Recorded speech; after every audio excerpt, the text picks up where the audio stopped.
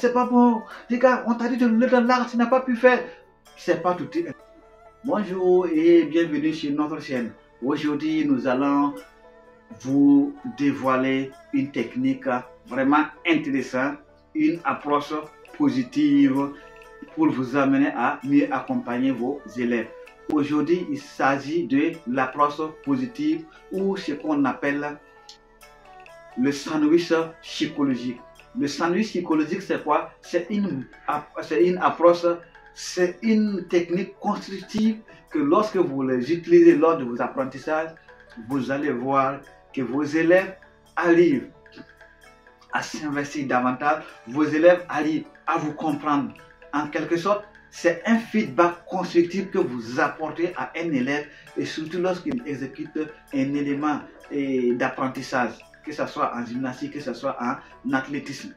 Il s'agit ici, l'approche positive ou le sandwich psychologique, c'est en quelque sorte une correction que vous allez apporter à un élève, mais en insérant cette approche-là entre deux compléments, de sorte que l'élève ne se sente pas touché.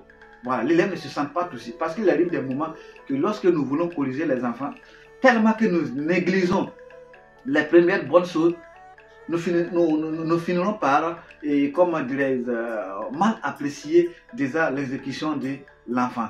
Ici, il s'agit de faire en sorte que lorsque nous voulons apporter une correction, que nous prenons d'abord conscience de ce que l'élève a fait au premier niveau, apprécier le peu de positif qu'il a fait, maintenant insérer ce qu'il a complété et maintenant finir encore par un autre complément. Je vais prendre un exemple terre à terre que je vais, bon, pas terre à terre, mais un exemple qui va vous permettre de comprendre facilement.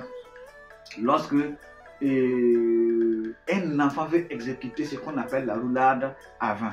Voilà. Lorsque vous voulez demander à un enfant d'exécuter la roulade avant, il y a un certain nombre de critères que vous allez lui dire. Pose les mains au sol, menton collé à la poitrine, dos rond.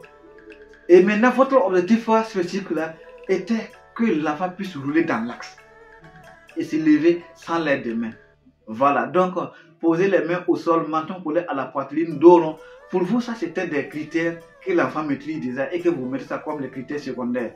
Et maintenant, votre objectif principal là, c'était que l'enfant puisse rouler dans l'axe. Maintenant, si lors de l'exécution de l'exercice, l'enfant n'arrive pas à rouler effectivement dans l'axe, comment est-ce que vous voulez faire? C'est ça maintenant qu'on laisse intervenir l'approche positive ou la notion de sandwich psychologique. Pour d'abord parler de l'erreur de l'enfant, appréciez d'abord le peu de positif qu'il a déjà fait. Vous avez vu que non, qu'au départ, l'enfant a déposé les mains au sol, il y avait le menton collé à la poitrine, il y avait le dos rond. Ça, c'est déjà un acquis. Appréciez, dites, ah, donc, merci beaucoup, voilà, quand tu as commencé, voilà, tu as bien posé les mains, tu avais le dos rond, il y avait la menton collée à la poitrine. Ça, c'est déjà bon.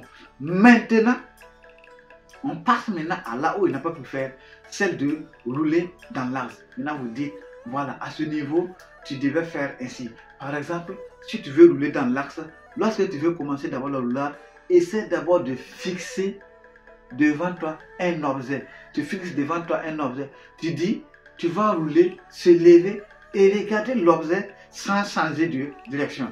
Là, ça l'amène à rouler directement dans l'axe. Ça veut dire qu'au départ, l'enfant observe un objet devant.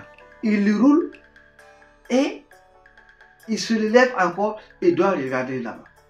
Si maintenant, après les appréciations, vous mettez la correction, l'enfant va dire, ah, si c'est comme cela, et comme il a apprécié la pose des mains, menton collé à la poitrine et le dos rond, je ne vais plus mettre l'accent sur ça.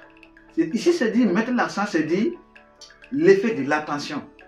L'enfant va essayer de réduire ce qu'on appelle des facteurs non pertinents ici.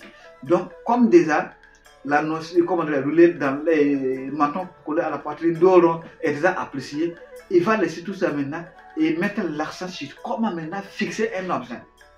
Et vous allez voir que les séances qui suivent là, l'enfant va arriver à le faire. Et même s'il n'arrive pas à le faire, vous allez voir que l'objectif de l'enfant est fixé maintenant sur comment rouler dans l'axe. Voilà. Et maintenant, si l'élève arrive à rouler dans l'axe maintenant, vous le dites, qu'il arrive à rouler ou pas. Une fois que vous arrivez à insérer maintenant la collection, vous ajoutez maintenant par un complément. Et tu vois, non, avec ce que j'ai dit, si toutefois tu arrives effectivement à rouler, tu vas voir que tu seras le meilleur dans l'exécution de l'exercice. Puisque tu as déjà arrivé à déposer les mains à menton pour le poitrine et au dos, maintenant, si tu arrives effectivement à regarder l'objet, à rouler dans l'arbre et à se lever sans l'aide des mains, tu vas faire un bon mouvement, un mouvement spectaculaire où les élèves même vont t'applaudir. Et quand c'est comme cela, l'enfant se sent concerné.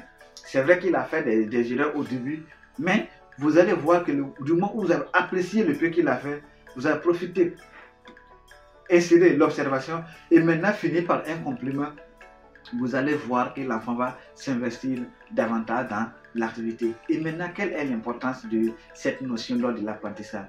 Il faut dire que ça a vraiment un impact très capital parce que lors de l'apprentissage, l'enfant a toujours besoin d'un appartenant, a toujours besoin d'être apprécié. Voilà. Et maintenant, si au début vous appréciez la qualité de l'enfant, donc ça l'amène à s'investir davantage. L'enfant sait que même s'il arrive à faire une certaine erreur, il sera positivement critiqué, mettre en avant ses acquis et maintenant essayer de remédier ou de corriger les insuffisances. Et c'est ce qui peut amener les enfants aussi à s'investir. Et si dès les premiers instants, on dit non, non, non, non, non, ne fais pas ça, pourquoi tu fais ça? Je t'ai dit de faire ça, ne fais pas ça. Ce n'est pas ce qui est recommandé. Ce n'est pas ce qui est recommandé lors de l'apprentissage. Et surtout lorsque vous voulez utiliser la notion de l'approche positive ou le sandwich psychologique. Voilà en quelque sorte une petite explication. Peut-être prochainement je vais lier ça avec un exercice pratique pour que vous puissiez mieux comprendre. Merci bien et à la prochaine pour une nouvelle vidéo.